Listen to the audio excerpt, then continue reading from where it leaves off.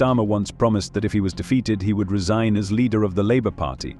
Keir Starmer has really serious problems, and the demands for his resignation are becoming more and more insistent. Public patience is running out, and discontent is growing like a storm before a thunderstorm. More than 3 million voices unite in a call for change, putting his leadership on the brink of collapse. Could this be the last chapter for Starmer? In relation to online and social media, the first thing I'd say is this is not a law-free zone.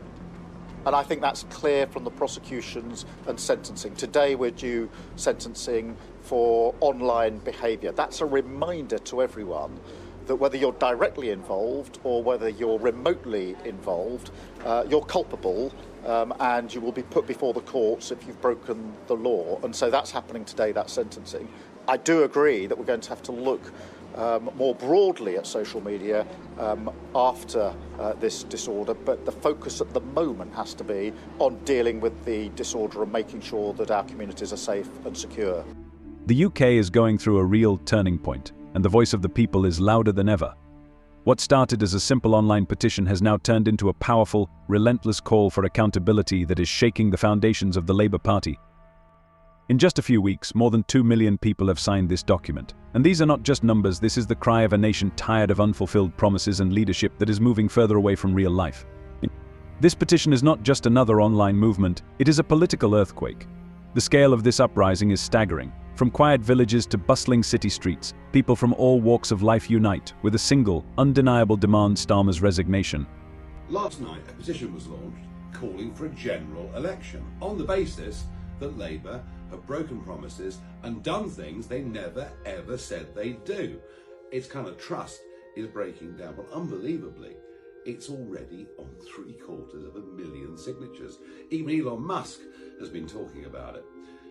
I've never seen a petition go this quickly. Let me ask you, do you think there should be a general election because of what Labour have done? What are the prospects for the Labour Party in light of the current events? Can this petition be the spark that will ignite the fire of significant and irreversible political change? The excitement and discontent we are witnessing stems from deep disappointment in the party leadership, which seems to care more about its brilliant image than about real change. When Starmer took office, he promised a new approach and a fresh look at politics. But after many years of waiting, many feel betrayed, as if they were deceived, because old promises continue to remain just empty words. For millions of Britons, this petition is not just a call for new elections, it is their last chance to be heard, to get politicians to pay attention to themselves and, finally, to act.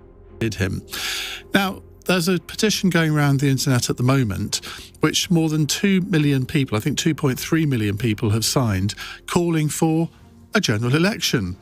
Now, there is absolutely no way that having won a majority of 170 seats that Keir Starmer is going to call an election after 4 months. So it's, as I said in my talk up there, you might as well whistle in the wind because it ain't going to happen. And in fact, I would say nor should it, even though I disagree with virtually everything this government has done so far. But even I can see that you can't have a general election 4 months after Labour have won a massive landslide, albeit on a relatively small percentage share of the vote. So why are people calling for this? This is their unique chance to change the future and determine whether the UK will be responsible and prosperous or a continuation of bitter disappointments. The momentum generated by this petition has shaken political experts to their core. Analysts are at a loss to understand how one simple online event could capture the attention of millions in such a short time. The answer lies in the fact that people crave change like never before. The deep conviction that the government is not coping with the needs of its citizens has become a spark that ignites the flame of discontent. They no longer want to remain in the shadows, resigned to inaction. It's easy to dismiss such movements as fleeting bursts of online outrage, but this petition is more than that. This is a real collective awakening, a wave that can change the course of history.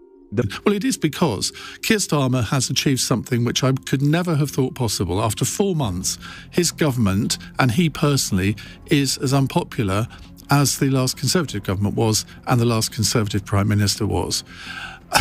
I did think it was funny. On This Morning, I was watching it, Keir Starmer did an interview, and Andy Peters put a question to him and say, but you're even more unpopular than Nigel Farage, as if that should be a surprise. I mean, it was a slightly strange question, I thought. This is a loud and urgent statement that the government must finally hear the people and not continue to ignore them. Keir Starmer came to power with the promise of a new approach and real solutions to Britain's pressing problems, but instead he betrayed trust by launching a disastrous budget that resulted in a halt to economic growth, mass layoffs, and a sharp reduction in investment. It's not just a failure, it's a tragedy. Drastic policy changes are needed.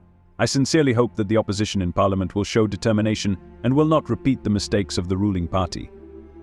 But every day Keir Starmer's promises sound more empty and lifeless. People are losing faith in his leadership and are increasingly wondering if he turned out to be more passionate about creating an image than real results. The government's policy seems disconnected from reality, especially against the background of the ongoing cost of living crisis that affects every family.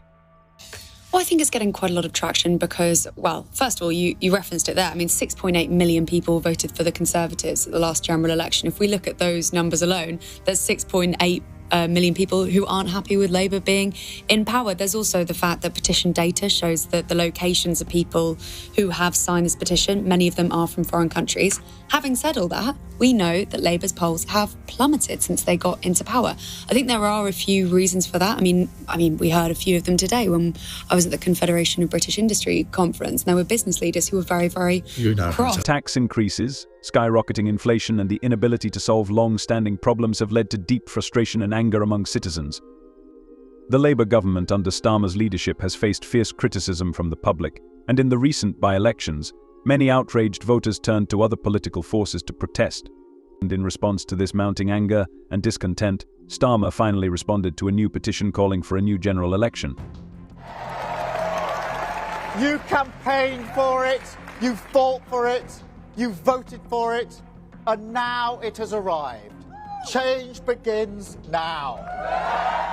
But a mandate like this comes with a great responsibility.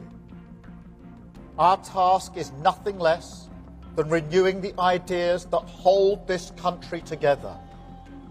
National renewal. Whoever you are, wherever you started in life, if you work hard, if you play by the rules, this country should give you a fair chance to get on. It should always respect your contribution, and we have to restore that. I don't promise you it will be easy. Changing a country is not like flicking a switch. It's hard work. When Starmer was asked about the widely discussed petition and whether he felt a negative reaction from society, he replied with cold indifference, "Listen, I remind myself that many people did not vote for Labour in the last election. I'm not surprised that many of them want to vote again. That's not how our system works. That's why I'm focused on the decisions I have to make every day." This dismissive response only added fuel to the fire, causing a storm of indignation among the citizens. Starmer clearly doesn't take their worries seriously. For a leader who promised to restore trust and ensure transparency, such a reaction left a bitter aftertaste and a feeling of deep disappointment.